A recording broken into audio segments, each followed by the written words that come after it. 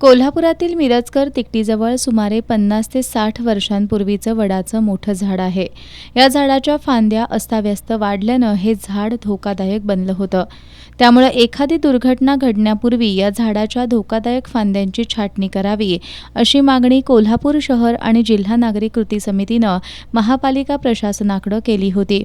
याची दखल घेऊन महापालिकेच्या उद्यान विभागाच्या वतीनं आज या झाडाच्या धोकादायक फांद्या काढण्याचं काम सुरू करण्यात आलं होतं.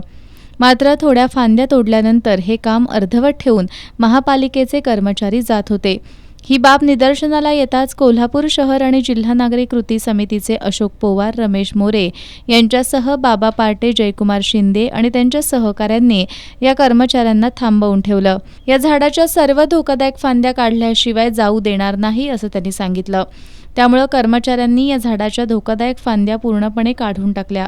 महापालिकेच्या उद्यान विभागाचे उद्यान अधीक्षक विजय पाटील, सहाय्यक उद्यान निरीक्षक राम चव्हाण, श्रीकांत खाडे, निलेश मोरे, भोला पाटणकर, ठेकेदार ज्ञानेश्वर बांड आणि त्यांच्या सहकाऱ्यांनी या धोकादायक फांद्या छाटण्याचं काम पूर्ण केलं.